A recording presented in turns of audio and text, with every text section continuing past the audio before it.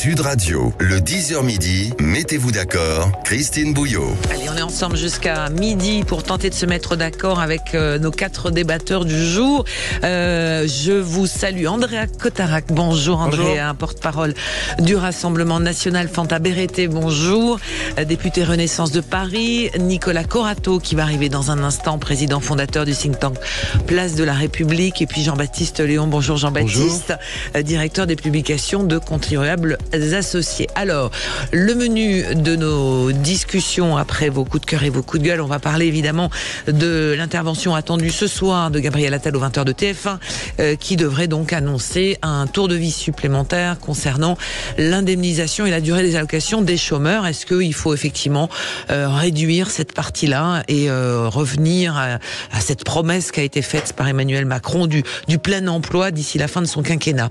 L'autre information aujourd'hui, c'est cette annonce hier.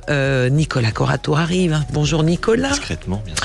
Le proviseur du lycée Maurice Ravel à Paris, qui a décidé de quitter ses fonctions avant la fin de sa carrière, puisque c'est lui qui avait été pris à partie à la fois sur les réseaux sociaux et aussi parce qu'il avait demandé à des élèves voilés de retirer leur voile. Est-ce que c'est une défaite de la République sur toute la ligne?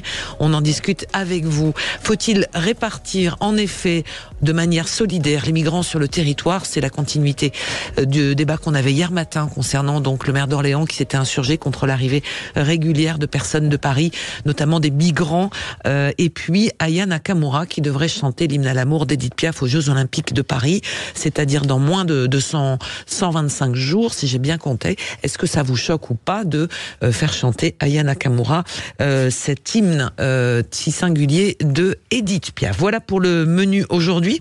On va commencer par vos coups de cœur et vos coups de gueule. Nicolas, un coup de cœur, c'est le même que moi. Ah, merci. Vous l'avez vu? Oui, vu. Ah, super. Ça y est, je réserve. C'est Paris 1874. C'est la nouvelle exposition au musée d'Orsay, qui est une exposition phare, qui à mon avis fera date.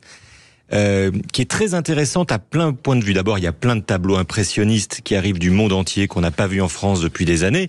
Ça, c'est pour les amateurs, mais ça dit aussi quelque chose un peu politiquement de notre rapport à l'art. Puisque c'est quoi le principe de cette exposition? C'est de reconstituer le salon qu'avait organisé de manière un peu officieuse, un peu punk, un groupe d'artistes assez hétéroclites, Renoir, Monet, Pissarro, qui faisait scandale, à côté du salon officiel, qui était le salon où on invitait les grands artistes sélectionnés par l'État à la prochaine, et qui avait lieu 15 jours après. Et donc, ils ont créé un salon un peu à part, où il y a des chefs-d'œuvre absolument incroyables qui sont aujourd'hui accrochés dans tous les grands musées du monde. Et ce qui est intéressant, c'est que cette exposition, elle reconstitue l'exposition des impressionnistes de 1874, mais aussi l'exposition du salon officiel. Donc on voit les grands peintres qui étaient à la mode, qui étaient les grands peintres de l'État, de la bonne société, des bonnes gens, des grands bourgeois de la fin du 19e. Et on s'aperçoit qu'il n'y a quasiment pas un seul tableau qu'on connaît ou qu'on reconnaît. Et ça dit beaucoup de choses de ce qu'est l'art officiel par rapport à de ce qu'est l'art officieux ou de celui qui ensuite restera dans les mémoires. Ça dit aussi beaucoup de choses de notre rapport aux artistes. Vous parliez d'Aya Nakamura, mais d'une certaine manière, ce qu'on voit aussi dans ce salon officiel, c'est que le salon de 1874 des impressionnistes a été un four total. Ils ont vendu 4 toiles. Ils ont fait une défaite financière, un déficit absolument astronomique. Ils ont réussi ensuite à en refaire quelques-uns, mais d'une certaine manière, ils n'ont pas réussi à imprégner la société de ce qui est aujourd'hui pourtant ce qui reste dans nos mémoires collectives. Donc c'est très important, ça interroge notre rapport aux artistes, notre rapport à l'art officiel, notre rapport au marché de l'art. Et je trouve ça très intéressant de regarder cette exposition avec un œil du 21e siècle et les débats que nous pouvons avoir aujourd'hui sur notre rapport, les rapports de la société avec les artistes d'aujourd'hui. Et je pense qu'on a beaucoup de choses à apprendre de cette exposition. Donc c'est au musée d'Orsay. Musée d'Orsay. Et il y a une grande nouveauté, c'est la réalité virtuelle. Oui. On se balade effectivement dans le Paris de 1854. Il paraît que c'était assez bluffant. C'est très bluffant, c'est vraiment. Et puis le musée d'Orsay a une qualité de conservateurs et d'expositions qui est phénoménal. Je vous invite vraiment tous à y aller. Alors c'est jusqu'à la fin de l'été. Oui, jusqu'à la fin bien, d'août. Fin du mois d'août. Il y en a qui l'ont vu? Non, pas encore. Autour de cette table. Bon, voilà, c'est à noter. L'exposition donc sur l'impressionnisme 1874 au musée d'Orsay, le coup de cœur de Nicolas Corato. Fanta, coup de projecteur.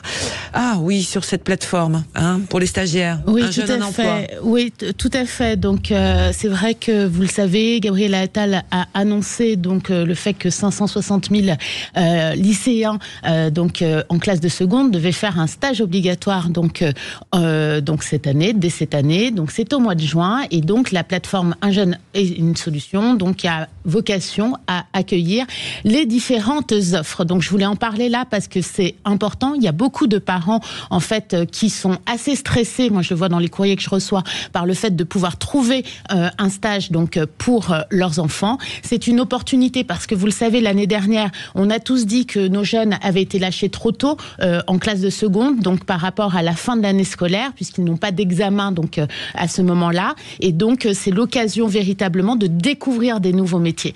Donc mon coup de cœur se transforme aussi un petit peu en coup de gueule parce que il s'avère finalement qu'il n'y a pas tant d'offres que ça. Donc je voulais profiter de votre antenne pour pouvoir relayer ensuite et dire à tous les professionnels de se rendre sur cette plateforme et de poser des offres. Effectivement, accueillir un jeune, ça demande du temps. Ça demande du temps d'accompagnement, mais c'est des élèves qui sont un peu plus matures que pendant le stage de 3e, qui est un stage d'observation, qui vont pouvoir faire quand même 2-3 choses. Et surtout... En 15 jours, faire 2-3 choses.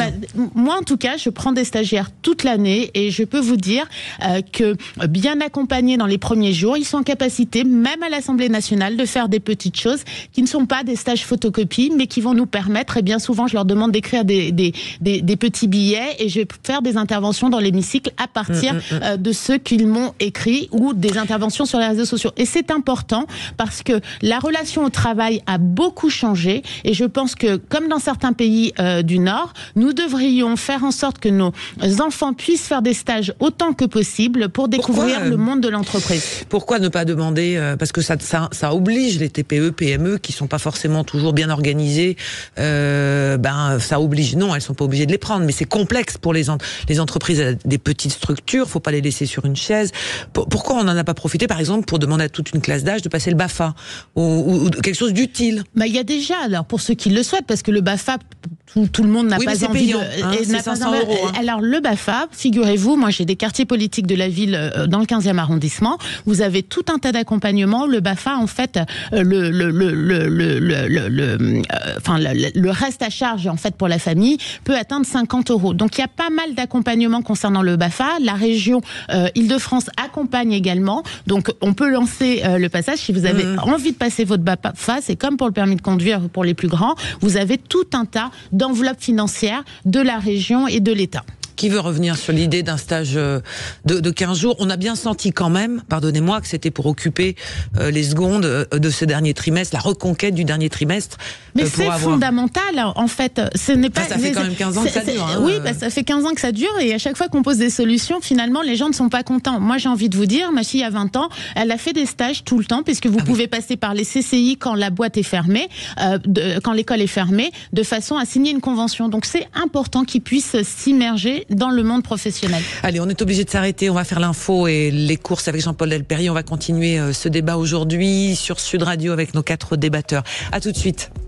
Sud Radio. Parlons vrai. Parlons vrai. Sud Radio. Parlons vrai. Sud Radio. Parlons vrai. Sud Radio, le 10h midi, mettez-vous d'accord, Christine Bouillot. On va parler de l'assurance chômage et des annonces attendues de Gabriel Attal ce soir. Le proviseur du lycée Maurice Ravel à Paris qui a quitté plus tôt que prévu ses fonctions après l'affaire des jeunes filles voilées. Faut-il répartir les migrants un peu mieux sur le territoire par solidarité? C'est ce qui est annoncé. Et puis Edith Piaf, l'hymne à l'amour, chanté finalement par Aya Nakamura à la cérémonie d'ouverture des JO de Paris. Ça fait partie du menu du jour avec nos 4 débatteurs. fondateur, Andrea Cotarac-Bon, porte-parole du Rassemblement national, Fanta Berrettez, député Renaissance de Paris, Nicolas Corato, président fondateur du think tank Place de la République, et Jean-Baptiste Léon, directeur des publications de Contribuables Associés. On parlait donc avec vous, Fanta, des plateformes de stage, donc un jeune, un emploi, allez-y. On regardait, parce qu'effectivement, il faut que tout le monde aussi un peu joue le jeu, et si vous avez des offres à proposer à tous ces jeunes, il faut s'inscrire sur cette plateforme. Andrea, vous vouliez revenir sur le cas Julian Assange, qui a obtenu un répit de courte durée, mais un répit quand même. Tout à fait, c'est pour ça que c'est un mi-coup de gueule, mi-coup de cœur. Hier, la Haute Cour de justice britannique a autorisé à Julian Assange de faire appel contre la décision de l'extrader vers les États-Unis, où il risque, je rappelle, 174 ans d'années de prison. Donc voilà un homme qui, comme Edward Snowden, a risqué sa vie pour protéger nos démocraties de dérives autoritaires et surtout de la surveillance généralisée. Je rappelle quand même qu'il a notamment révélé avec Wikileaks le fait que nos présidents de la République étaient espionnés par les États-Unis, que nos diplomates étaient écoutés par les États-Unis, que nos entreprises étaient espionnées notamment lorsqu'elles négociaient de gros contrats à l'étranger, ou encore que lors de la guerre en Irak, à laquelle la France était opposée, eh bien, des tortures ont été perpétrées par l'armée américaine. Et aujourd'hui, cet homme, il croupit en prison dans l'indifférence générale, alors qu'il a objectivement servi les intérêts supérieurs de notre pays. Moi, je sais que Marine Le Pen avait proposé une résolution à l'Assemblée nationale pour lui offrir le droit d'asile et pour le protéger dans notre pays. Et à travers cette résolution, elle a aussi défendu la liberté d'expression, la liberté journalistique, puisque je rappelle qu'il est journaliste, la liberté d'information, la liberté pour les citoyens d'avoir une conscience libre et absolue, c'est-à-dire de se faire son point de vue. Eh bien, figurez-vous que et la Macronie et la gauche ont voté contre cette résolution pour accueillir Julian Assange, et je crois que c'est ça qui fait le plus mal au ventre. Qui veut réagir sur le cas de Julian Assange, sur ce sujet? Une question que je me pose, dans quelle santé est-il? Il est aujourd'hui vraisemblablement, en tout cas les informations qu'on a, moi je suis pas son avocat, mais vraisemblablement son état de santé et empathie, parce que je rappelle qu'il était enfermé pendant 7 ans dans l'ambassade d'Équateur à Londres, puis aujourd'hui en quartier de haute sécurité dans une prison britannique. Et je pense que lorsqu'on est enfermé comme ça pendant plusieurs années et qu'on risque d'être extradé aux États-Unis pour 174 ans, c'est-à-dire pour la mort, je pense que la santé psychique doit en pâtir énormément. Je crois que en plus il fait appel pour demander en fait à la justice américaine les conditions dans lesquelles éventuellement il serait détenu. C'est un peu complexe. La justice britannique a demandé des garanties aux États-Unis sur sa détention là-bas, parce qu'en réalité on a des suspicions de torture, on a des suspicions d'enfermement 23 heures sur 24, et en même temps on lui a autorisé de faire appel contre la première décision qui était de l'extrader vers les États-Unis. Voilà, donc c'est une affaire à suivre évidemment. On en a parlé dans l'Info Sud Radio, mais vous l'avez rappelé. Le tour de table continue. Alors on va rentrer dans le dur de notre porte-monnaie. Jean-Baptiste, c'est ça vous énerve, hein, le coup des. Vous n'êtes pas le seul. Hein. Mais c'est d'actualité. C'est d'actualité. Donc voilà, hier on a appris donc le déficit public patatras dévissé à 5,5% du PIB. C'est presque 16 milliards de pire que prévu. Et alors, on va faire quoi? Et surtout, ce que je voulais dire, c'est que ça fait 50 ans que ça dure. 74. 74, le dernier budget voté à l'équilibre. Alors, je rappelle, vous êtes directeur des publications de Contribuables Associés. Exactement. Nous défendons les contribuables. Et donc, nous, ce qu'on voit depuis 50 ans, l'association n'existe pas depuis 50 ans, mais 50 ans, de budget déficitaire. Encore une fois, quand il n'a pas été voté ces 2 dernières années. Et c'est une accumulation de quoi? C'est une accumulation de déficit d'année en année. Droite comme de gauche. Là, pour le coup, il y a pas à faire de jaloux. En France, on est très fort. On va être champion olympique. J'espère que ces Jeux vont très bien se passer. Nous aurons sans doute de formidables résultats, mais nous sommes aussi champions du monde en termes de dépenses publiques. Nous sommes champions du monde ou d'Europe en termes d'impôts. Et évidemment, on a eu hier encore les chiffres de cette dette abyssale qui a atteint les 3100 milliards d'euros. Donc, que faire ? On voit que le gouvernement essaye de prendre les choses à bras-le-corps. Tant mieux. Rappelons tout de même que... Encore heureux. Rappelons tout de même que Bruno Le Maire, élu en 2017 et ministre des Finances depuis 7 ans, a déclaré sur le plateau de TF1 un peu après sa nomination que la France était droguée à l'argent public et à la dépense publique et qu'il fallait s'atteler à la tâche. Donc on attend effectivement des réformes dans le bon sens et surtout pas une augmentation des impôts, comme trop souvent, encore une fois, nous sommes le pays d'Europe le plus taxé. Donc, ce que nous, on souhaite, nous, contribuables associés, nous demandons, c'est un adage, je crois que c'était une petite phrase de Michel Audiard, il faut demander plus à l'impôt et moins aux contribuables. Ouais, alors, 10 milliards de coupes ont déjà été annoncés dans le prochain budget. Il y aura ou pas un budget rectificatif. Sans doute, après les élections européennes. Après les élections. Pour l'instant, on s'achemine vers... hausse d'impôts, faut augmenter les impôts, c'est quoi du côté de la majorité, Fanta? Il y a débat. Il y a débat. Nous avons rencontré en réunion de groupe hier Monsieur Bruno Le Maire pour discuter de tout cela. Vous savez que notre position, c'est pas d'augmentation d'impôts, donc il va falloir trouver effectivement d'autres solutions. Moi, à titre personnel, effectivement, je fais partie aussi de cette génération où, quand je regardais le bulletin de salaire de mes parents à l'époque, le bulletin de salaire rassemblait une demi-page, en fait, tenait sur une demi-page. Vous regardez aujourd'hui un bulletin de salaire, quand je regarde celui de mes équipes, on est bien souvent sur 2 pages, c'est-à-dire qu'en fait, avec toutes les contributions et toutes les taxes en fait qu'on a à payer au titre de l'employeur ou au titre de salarié, effectivement, le salaire est quelque part le même et il a augmenté au fil des années, mais le nombre de lignes en fait à déduire pour financer nos politiques publiques reste important. Donc il va falloir là, je pense, travailler on a quelques options sur certaines niches.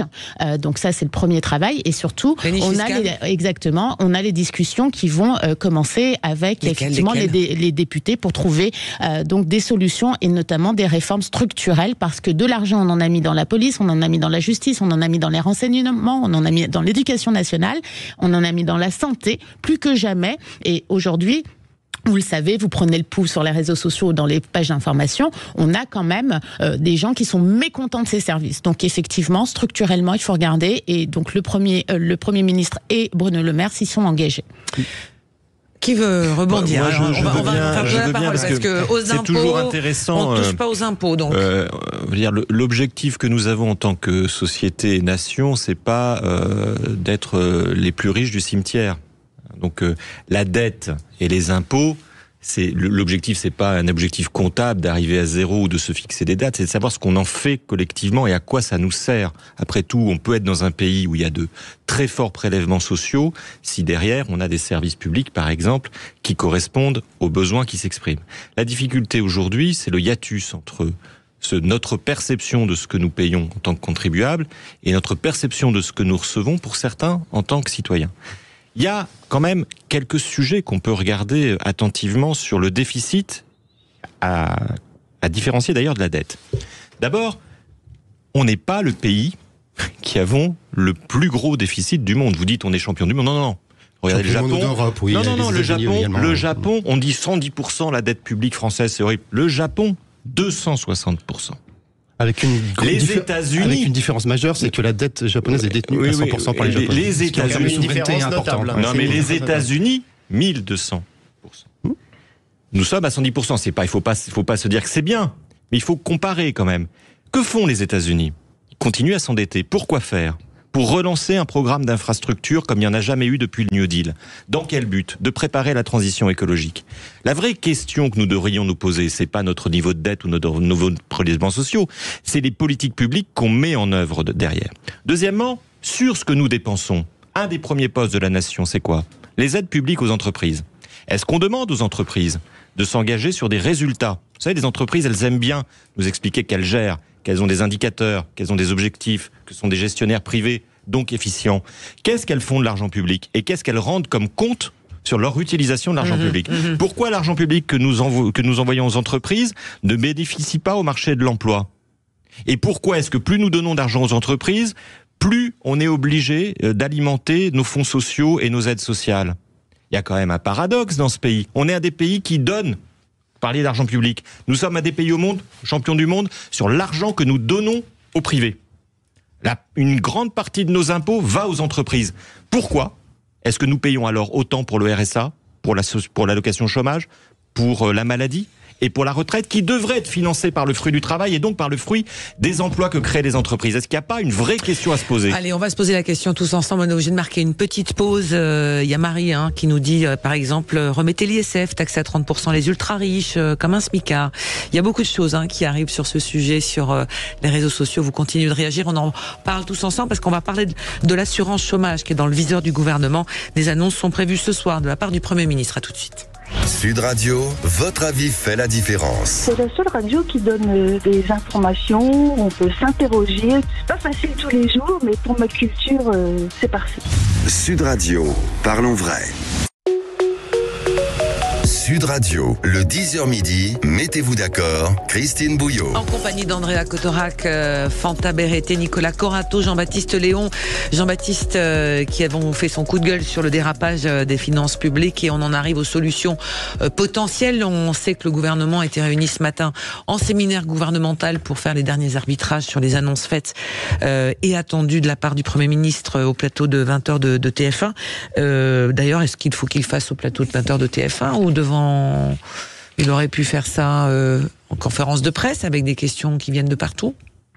Mais est-ce qu'on peut nous laisser décider ? J'ai envie de vous dire, mais tout est polémique. Il a choisi le plateau, je pense, de TF1 parce que, encore heureux, un certain nombre de nos compatriotes, c'est encore effectivement un grand rendez-vous. Et puis, dès demain, les ministres iront sur l'ensemble des plateaux et il y aura... Je vous dis ça parce qu'il va parler de sujets quand même qui sont concernants et notamment la question de l'assurance chômage qui, semble-t-il, est dans le viseur du gouvernement. Il faut faire un tour de vis. C'est donc la décision qui semble se profiler, c'est être moins indemnisé et surtout moins longtemps pour les chômeurs de plus de 50 ans, enfin en fin de carrière en tous les cas.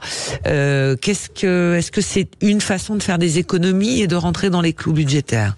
Alors, en termes d'économie, je veux dire, c'est pas là qu'on fera le plus d'économies. Mais quand même. Si on prend en gros 1000 euros de dépenses publiques à peu près pour faire un ratio, l'assurance chômage c'est 3 milliards. Donc sur 100 euros, sur 1000, il y a 3 milliards, sur 1000 euros de dépenses publiques, il y a 3 milliards qui sont consacrés à l'assurance chômage. Après, effectivement, rien n'empêche de voir ce qui se passe là-dedans. Il y a quelque temps, Gabriel Attal déclarait que, notamment en termes de contrôle, je pense qu'il y a des choses à faire. Il y a eu 500 000 contrôles l'année dernière sur l'assurance chômage. Sur les 500 000 contrôles, il y a eu 10% de cas litigieux et de personnes qui ont été radiées. Donc, ce qui choque, je pense, au-delà des questions d'indemnité, etc., on pourra en revenir là-dessus, ce qui choque beaucoup les Français, c'est parfois certaines personnes, on en connaît tous, qui profitent du chômage pour travailler à côté. Et les récents contrôles effectués par les services ont démontré que donc sur 500 000, encore une fois, contrôles, il y avait 10% entre guillemets de fraudeurs.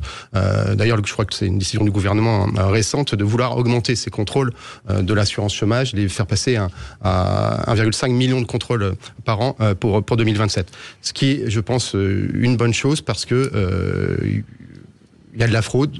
La fraude, c'est de l'argent public qui est fraudé. Donc, il faut s'y atteler. Mais là, vous parlez donc des chômeurs en général, mais visiblement, ça va être aussi, ça va concerner les chômeurs seniors. Et on sait que la France est quand même hyper mauvaise pour l'emploi des seniors. Pour l'emploi des seniors comme pour l'emploi des jeunes aussi. Aller poser une candidature 55 ans passés, c'est quand même compliqué. C'est compliqué, c'est compliqué. C'est intéressant de se dire que plutôt que Nicolas. de travailler sur l'employabilité des seniors, on va tout de suite travailler sur la réforme de la protection sociale dont ils peuvent bénéficier lorsque justement ils sont confrontés à cette raréfaction de l'emploi. On est un peu à contre-courant de ce qu'attendent aussi nos compatriotes. Un point quand même sur l'assurance chômage, je pense qu'il faut dire tous les chiffres. C'est les deux moitiés. D'abord, il y a la moitié des gens qui sont inscrits à France Travail qui ne sont pas indemnisés. Faut le savoir. La moitié des chômeurs en France ne sont pas indemnisés. Et dans la moitié qui est indemnisée, il y en a la moitié qui travaille tous les mois et qui déclare un travail tous les mois. Donc, je suis pas persuadé qu'on soit vraiment, comme certains peuvent nous le dire, sur la caricature de l'assistanat et de la fraude à tout craindre, qu'il faudrait que... vous parlez de bureaucratie. Moi, je suis pas pour un État qui dépense de l'argent pour contrôler ses citoyens. Je pense que notre culture de baser toutes nos politiques avec derrière l'idée de la fraude, c'est la meilleure manière, justement, de ne pas faire d'économies et de ne pas être efficient. Donc, il y a un moment où il va falloir s'attaquer au vrai sujet. Si on considère que l'assurance chômage, c'est un frein au retour au travail, moi j'ai un autre frein sur lequel on pourrait travailler de manière plus efficiente, c'est le niveau des salaires et les conditions de travail dans ce pays. Plutôt que de commencer par les chômeurs. Mais commençons par les partenaires sociaux et la négociation sur les salaires. Le montant moyen d'une allocation mensuelle nette pour un chômeur en France est de 1033 €. De quoi on parle ? Non mais, bon d'abord sur le déficit, vous avez dit tout à l'heure, et sur la dette, droite-gauche confondue certes, mais quand on prend les graphiques de Bercy, ça dévisse quand même clairement sous le macronisme. Oui, mais il y a clairement. eu le quoi qu'il en coûte, etc. Il y a eu le quoi qu'il en coûte, il y a eu le Covid. Le bouclier Bercy fiscal. je vais en parler. Énergétique. Bercy nous explique qu'il n'y a simplement qu'un tiers qui concerne le Covid. C'est-à-dire qu'il y a 2 tiers, c'est la gestion macroniste. On vous avait dit que vous étiez des Mozart de la finance. Bon, on voit quand même que les résultats, c'est un peu tout autre. Alors après, il y a des choix politiques à faire. Le macronisme s'attaque directement aux chômeurs, qui seraient responsables. Bon, très bien. Vous avez dit c'est 3 milliards. Mais vous avez supprimé l'impôt solidarité sur la fortune, c'est 4 milliards en moins dans les caisses de l'État. Donc vous voyez, ce sont des choix politiques. Et puis il y a d'autres choix à aller voir. Vous regardez la Cour des comptes sur les cartes vitales. Il y en a des dizaines de milliers qui sont de fausses cartes vitales. Fraude sociale, 30 milliards, selon la Cour des comptes. 30 Mais milliards. est-ce que, par exemple, alors, monsieur Attal, non mais attendez, parce que monsieur Attal a dit il faut s'attaquer à ça, et il a raison. Sauf que quand on s'attaque à la fraude sociale, à la fraude fiscale, notamment à travers la TVA, le travail détaché, on constate que le recouvrement des amendes, c'est simplement 30%. C'est-à-dire qu'il y a une inefficacité de l'État à recouvrer justement les amendes. 30%, c'est minable. Monsieur Cazenave a eu ce talent de ne même pas parler de l'immigration, de l'AME. On nous avait parlé des taxes sur les super profits, mais elles sont où ces taxes sur les super profits indus ? Suite à la guerre en Ukraine, il n'y en a pas. On nous avait parlé en 2018, monsieur Macron, des taxes sur les GAFAM, Google, Facebook, Amazon. Elles sont où ces taxes ? Elles ont disparu. Et enfin, sur le bouclier tarifaire. Là-dessus, l'État s'est endetté par dogmatisme et sectarisme. Nous, on avait proposé que sur le fioul, l'électricité et le gaz, c'était des économies de première nécessité, qu'il fallait abaisser la TVA de 20 à 5,5 pour permettre aux gens d'aller au travail, de se chauffer, etc., convenablement. Le bouclier tarifaire que vous avez fait, c'est 3 fois plus cher que notre mesure de baisser la TVA à 5,5. Donc vous l'avez fait par dogmatisme, par refus d'aller renégocier le marché européen de l'énergie. Vous l'avez fait par sectarisme et par dogmatisme. Donc oui, il faut aller chercher de l'argent, mais encore une fois, ce sont des choix politiques. Vous voulez vous attaquer aux chômeurs, vous voulez supprimer les APL, et vous avez supprimé la suppression des APL, vous savez que c'est faux. Vous savez que c'est complètement faux. C'est la presse. Non, moi, je lis la presse. Vous lisez la presse, mais vous n'avez pas lu tout ce qui a été écrit entre-temps, donc c'est complètement faux, cette histoire d'APL. Exactement. Donc, ça a été démenti, sauf que vous avez supprimé en 2017 5 € d'APL par mois, ça c'est pas démenti, vous l'avez fait. Et dans le même temps, vous avez supprimé l'ISF, 4 milliards d'euros. Et vous savez que c'était une mesure de François Hollande qu'on a mis en place. Ah bah super bon, alors. Pour revenir sur les seniors, juste sur les seniors.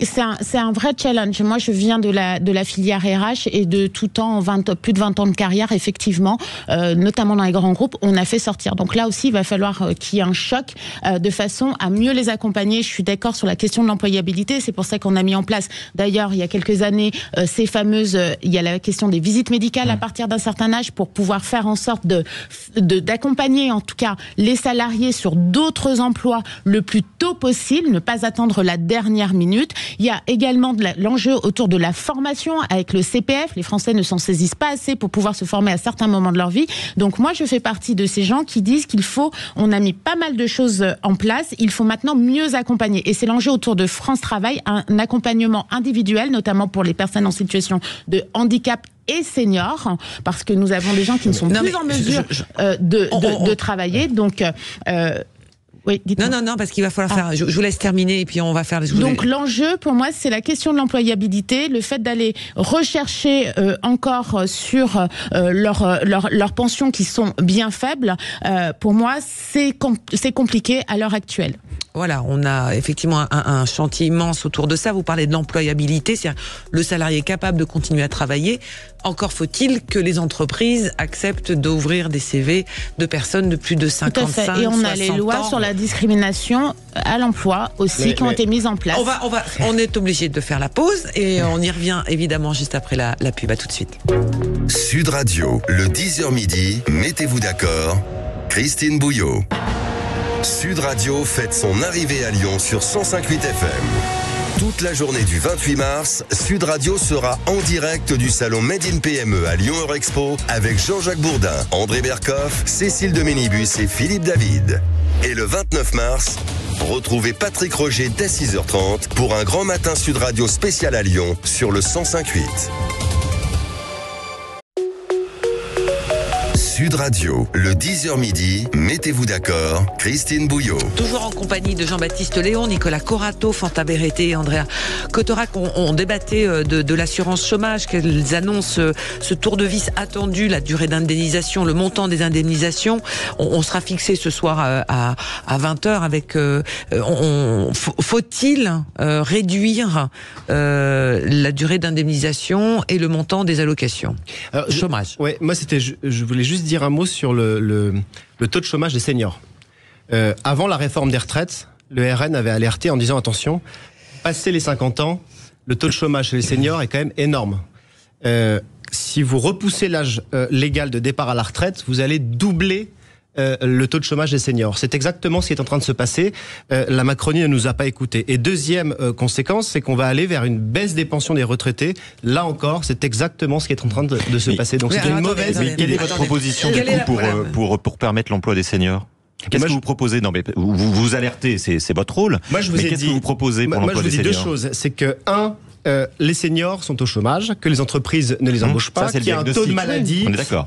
Et la Macronie a fait l'exact inverse. Nous, ce qu'on dit, c'est que si on commence tôt au travail, à 18 ans, 40 annuités, on part à 60. Et ensuite, c'est progressif. Comment on incite la question comment vous employez les seniors ? Parce que bon, je veux bien que tout le monde parte à 60 ans, ça c'est votre proposition, on peut en discuter, mais comment vous faites pour employer les seniors ? Parce que de fait, les seniors ont besoin de travail dans ce pays. Évidemment qu'ils ont besoin de travail, mais les actifs aussi, les actifs aussi ont besoin de travail. Non, mais moi je vous pose la question, quelle est la proposition du Rassemblement national pour employer les seniors ? Il n'y a pas de proposition, il n'y a jamais vous parlez d'aller travailler jusqu'à 67 ans.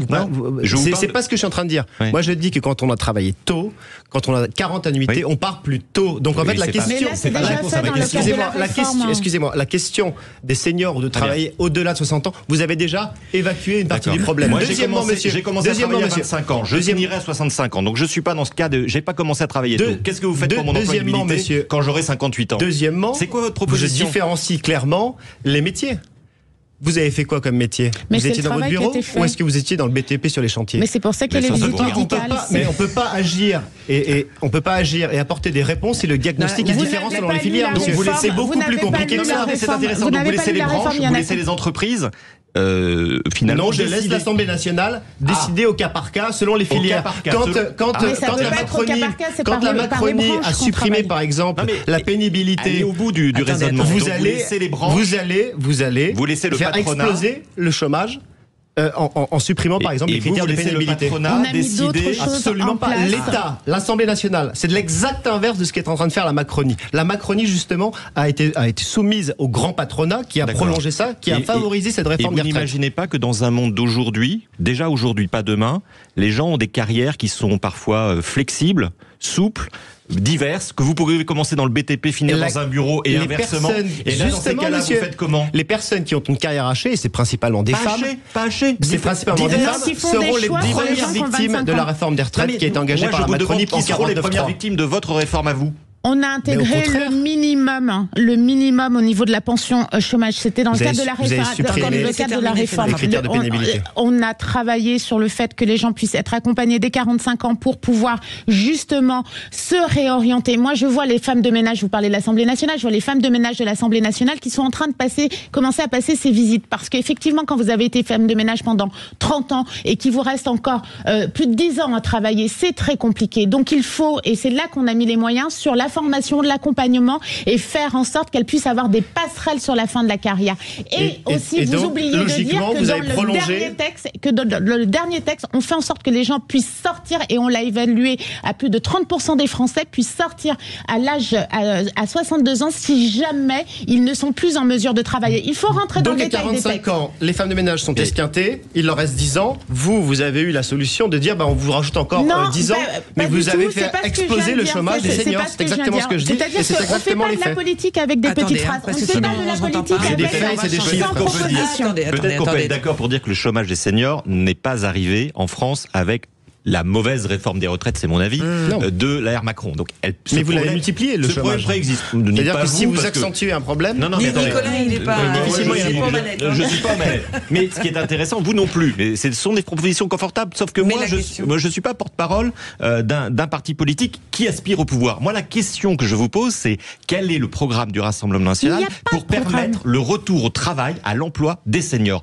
Me dites pas, on va supprimer la réforme des retraites. Je repose ma question différemment, Nicolas. La question, c'est des seniors qui candidatent, on en connaît tous, mais la réponse qu'on leur fait, c'est que les personnes qui ouvrent les CV, il y a de la discrimination. Vu l'âge, ils disent c'est pas possible, vous êtes trop cher, vous êtes trop vieux, c'est trop compliqué, vous êtes trop compétent, etc.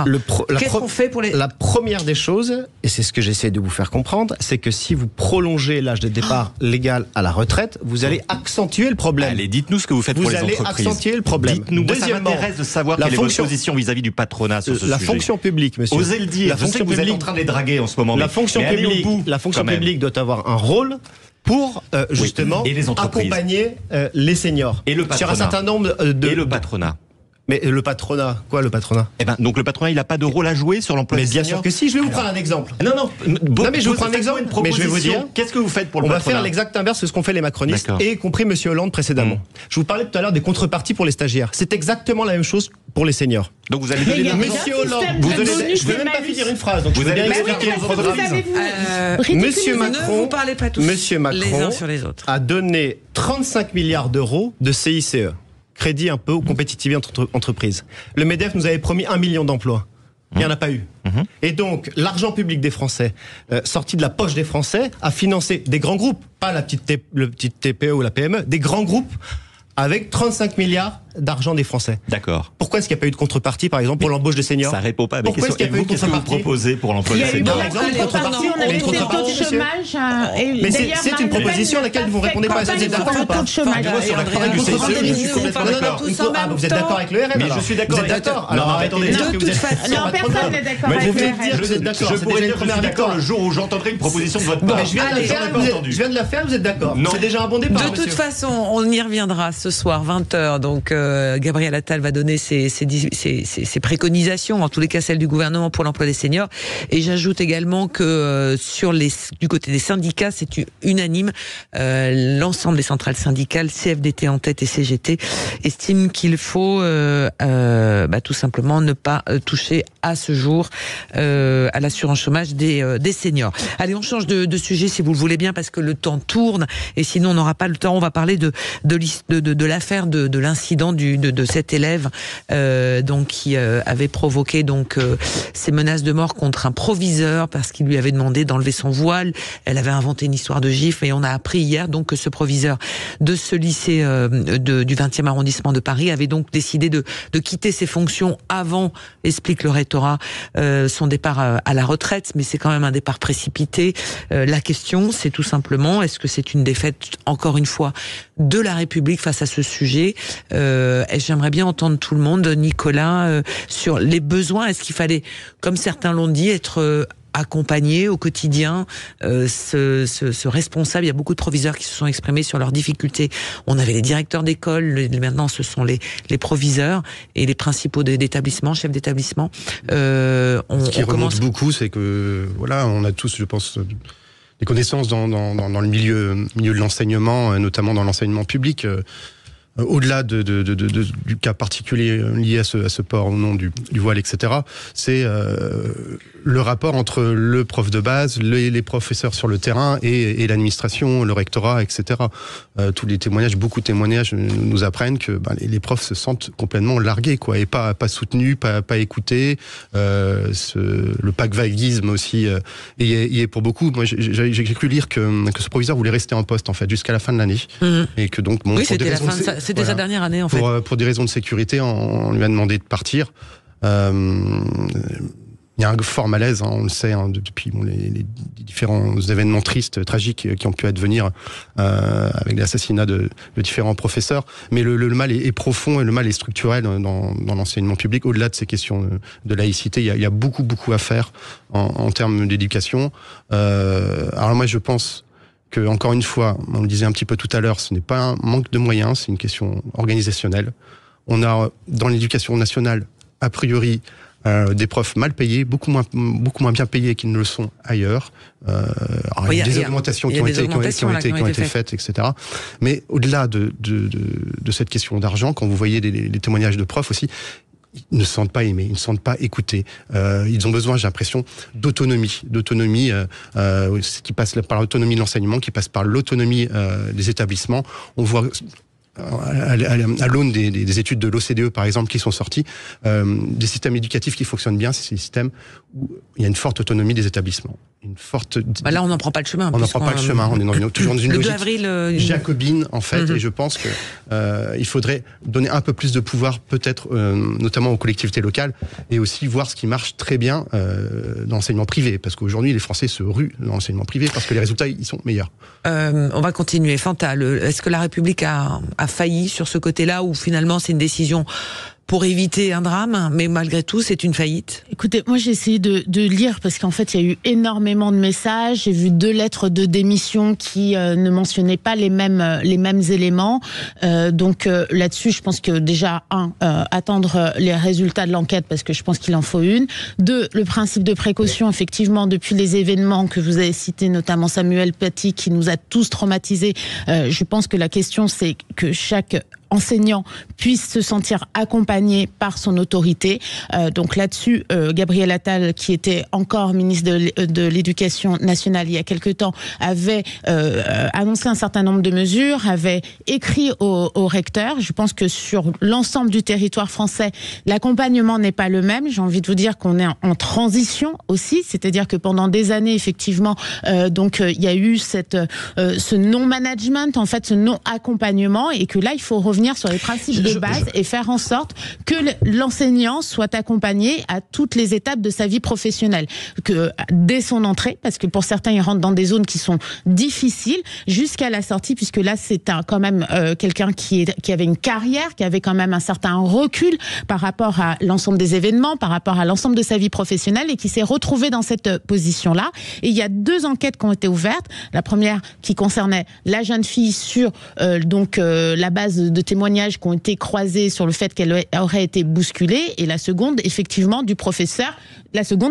Donc moi, j'en suis là. Il y a 2 enquêtes. Il était clairement établi qu'elle avait menti. Voilà. Donc, en tout cas, l'accompagnement des rectorats doit se faire. Moi, je suis sur Paris. Je vois tous les messages qui sont passés. Le rectorat de Paris a expliqué que le proviseur du lycée Maurice Ravel, arrivant à quelques mois de sa retraite, il a été décidé, au vu des événements qui ont marqué ces dernières semaines, de leur médiatisation et de l'impact qu'ils ont pu avoir sur lui, de lui accorder, en accord avec la direction de l'Académie de Paris, un départ anticipé. Donc c'est une solution d'apaisement. Je pose la question qui actuellement, qui n'est pas satisfaisante. Est-ce que, par exemple, on parle parce qu'il faut continuer l'année scolaire et continuer à fonctionner dans l'établissement. On pense aussi à ça. On fait des opérations place nette, par exemple, aujourd'hui pour remettre par rapport au trafic de stupéfiants. Est-ce qu'il fallait pas une présence un peu plus structurée pour protéger cet établissement et ce professeur? Alors malheureusement, on n'a pas le temps de répondre. On va faire la pause, on y revient juste après ça. À tout de suite. Sud Radio, le 10h midi, mettez-vous d'accord, Christine Bouillot.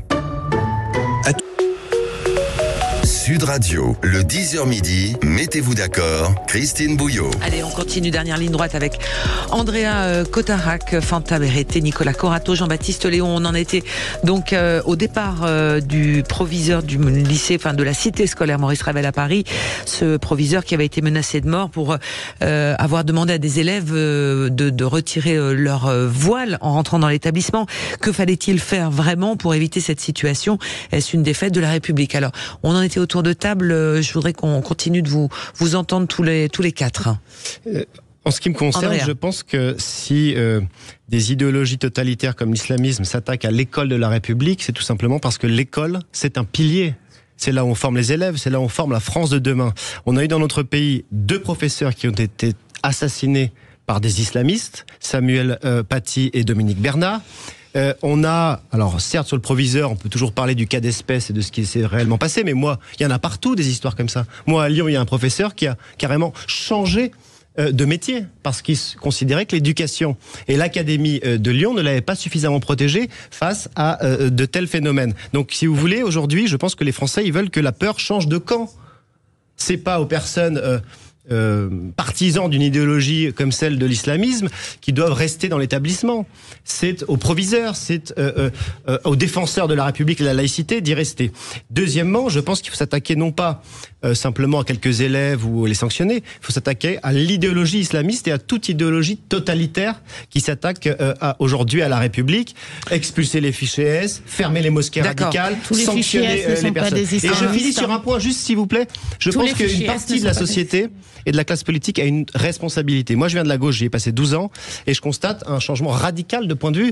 Monsieur Mélenchon considérait par exemple que le voile était un acte de soumission de la femme vis-à-vis de l'homme. Aujourd'hui, il change d'avis. Sur le burkini, il disait que c'était un affichage militant. Aujourd'hui, il se roule par terre pour l'accepter dans les piscines municipales. Il expliquait que le voile intégral était une pratique obscène. Aujourd'hui, il manifeste avec les islamistes du CCIF. Donc je considère qu'il y a une partie de la classe politique française qui a complètement lâché sur le fait de défendre des principes constitutionnels comme celui de la laïcité. Nicolas. Oui, moi je considère que la laïcité est un point cardinal de la gauche et que s'il n'y avait eu que des gens comme vous en 1905, on ne parlerait même pas de laïcité aujourd'hui. Je pense que Jean Jaurès se retourne dans sa tombe aujourd'hui. Vous faites partie d'une famille politique qui s'est toujours opposée à la laïcité et qui l'utilise et l'instrumentalise à de bonnes fins électorales parce que ça vous convient aujourd'hui. Ça, c'est un discours des années 80, mais c'est fini, monsieur. Vous aurez la laïcité bien relative sur d'autres sujets. Monsieur. On peut compter sur vous. Sur lesquels ? Sur plein d'autres sujets. Typiquement l'enseignement privé. Vous voulez qu'on parle de l'enseignement privé catholique ? Allez-y, posez-moi la question. Attendez, parce que sinon l'auditeur... Je reviens sur Maurice Ravel. Nicolas, on va le hold-up permanent des notions trop faciles de la gauche vers l'extrême droite en expliquant que la gauche s'est défaite et que l'extrême droite aujourd'hui... Mais qu'est-ce que vous répondez à ce que je vous ai dit là ? Qu'est-ce que vous répondez à ce que je vous ai dit ? Sur le sujet sur lequel vous nous interrogez, d'abord, deux choses. Sur les faits, sur les signes religieux ostentatoires, je ne parle pas des atteintes à la laïcité, je parle des signes religieux ostentatoires et notamment de l'application de la loi 2004 sur le voile. Toutes les statistiques du ministère de l'Éducation nationale démontrent que ce sujet donne lieu à très peu d'incidents dans les établissements. Donc, ce qui se passe sur le lycée Maurice Ravel, c'est un point très particulier, grave à mon sens, parce que la République est en lutte effectivement contre tous les fondamentalismes, grave, mais il faut le repréciser, assez ponctuel et assez rare dans le schéma d'éducation nationale, au global, au national. Donc il faut quand même aussi remettre les choses en perspective. Deuxièmement, ce qui me choque... Non, arrêtez de dire tout va bien. On a le droit aussi de réfléchir posément, de manière un peu objective aux situations et regarder les faits sans se laisser aller à l'émotion ou à l'électoralisme. J'ai pas d'argument pour l'instant. Deuxièmement, ce qui est intéressant dans cette affaire, c'est que la menace qui pèse sur le directeur, sur le proviseur, manifestement ne vient moins de l'intérieur que de l'extérieur. Et que les menaces de mort, qui sont inqualifiables, intolérables, inacceptables, sont proférées sur les réseaux sociaux de manière anonyme. Moi, je pense que si on doit effectivement se demander concrètement ce qu'on peut faire sur ce sujet, à part renvoyer tous les fichiers S, je rappelle qu'il y a des fichiers S qui sont très loin de notre opinion politique. Une proposition de loi de Marine Le Pen. Vous nous direz, on les renvoie, cela. Vous en pensez quoi, monsieur ? Attendez, parce que là, on va pas... Mais c'est n'importe quoi. Mais la vraie question, c'est qu'est-ce qu'on fait sur l'anonymat sur les réseaux sociaux ? Comment est-ce qu'on permet à nos services d'enquête d'appréhender ces personnes qui concrètement ont menacé la mort ? Moi, ce qui m'intéresse, c'est de protéger le proviseur et de protéger tous les enseignants. J'ai pas l'impression. Eh bien, écoutez, moi, je ne suis pas favorable aux dénonciations anonymes ni aux menaces de mort anonymes. J'espère que nous serons d'accord. Et je pense que, en tant que législateur, il y a un vrai sujet sur l'anonymat, sur les réseaux sociaux, pour permettre à nos services d'enquête d'arrêter, d'appréhender ces personnes qui ont menacé la vie d'un proviseur de l'école publique et laïque. Attendez. Vous restreignez la liberté de tous, alors qu'il faut cibler sur des systèmes Est-ce que vous êtes pour ou contre l'anonymat ? Ça vous arrange bien l'anonymat sur les réseaux sociaux, j'ai l'impression. Soyez calme. Sur l'anonymat, moi je suis complètement d'accord parce qu'il y a un débat à l'heure actuelle au sein de l'Assemblée nationale, c'est le député Paul Midi qui est en train de le mener. Moi j'ai signé sa tribune, ainsi qu'un certain nombre de collègues de presque tous les bancs. Je pense que c'est important pour pouvoir remonter effectivement et aller à la recherche de ces personnes qui ont fait ce qu'elles ont fait là pendant une dizaine de jours, c'est-à-dire menacer, c'est-à-dire dévoiler des informations. C'est très grave. Donc concernant... Et puis ce débat-là a eu lieu aussi sur le harcèlement scolaire avec les suicides des élèves, etc. Et concernant les mesures qui ont été prises, si vous vous remettez au 2 septembre, je ne sais pas si c'était le 2 ou le 3 septembre cette année, la rentrée scolaire, on avait cette question d'abaya, on avait annoncé le fait qu'on serait intransigeant, on a mis en place des procédures qui peuvent servir à l'heure actuelle encore pour remonter toutes ces infractions quelque part et qui permettent de mettre en place un dialogue entre les équipes éducatives, les parents et les personnes, les élèves concernés. Donc je pense qu'effectivement là, on ne sait pas quelle a été la position du proviseur. Moi je suis complètement scotchée de ce que j'ai pu lire et entendre. Je regrette qu'il ait dû démissionner parce qu'il avait décidé d'aller jusqu'à la fin de l'année. Mais les enquêtes, puisqu'il y en a au moins 2, nous diront ce qu'il en est. Allez, il nous reste 2 grosses minutes, ça sera trop court. Aya Nakamura qui va chanter Edith Piaf pour les JO. Pitié. Pitié. Je voudrais juste dire sur Aya, alors moi je n'ai aucun morceau d'elle, je n'écoute pas. Simplement, elle vient d'une famille, de la famille des griots. En Afrique, les griots, ce sont les chanteurs. Ce sont des familles de chanteurs. Si vous n'êtes pas de famille de griots, vous ne pouvez pas chanter. Donc cette jeune femme a été éduquée par une maman qui est griotte, a participé tout au long de son éducation. C'est comme le conservatoire, mais version africaine. Elle sait chanter et donc tout ce que je lis, j'ai envie de dire que c'est comme pour Jean Dujardin lors de l'ouverture de la Coupe du Monde de rugby, quand on lui a dit le béret, la baguette, l'idée c'est qu'on puisse avoir quelqu'un qui représente effectivement la France, mais qui ait une portée aussi internationale. Et elle vient d'une famille de chanteurs professionnels. Il faut laisser les artistes tranquilles. Voilà. Pourquoi est-ce qu'on laisse pas les artistes tranquilles? C'est un vrai sujet démocratique, ça. Ah mais peu importe. Non, mais moi je veux dire, c'est une star internationale. Et alors, un mot sur Edith Piaf, à laquelle on la compare. Edith Piaf, elle a grandi à Montmartre avec les prostituées. Elle a été peut-être aussi mêlée à certains trafics avec la pègre, avec les mafieux corses. Je veux dire, Edith Piaf aujourd'hui, si j'entends monsieur, elle serait en garde à vue. J'ai même pas parlé. Renvoyée dans son pays. Donc c'est intéressant. Vive le débat. C'est intéressant les évolutions des symboles. C'est même plus une délation. C'est intéressant l'évolution des symboles. En 1950, personne n'aurait voulu d'Edith Piaf aux Jeux Olympiques. J'ai même pas ouvert la bouche qu'il m'accuse déjà. Aya Nakamura, vous avez déjà vu.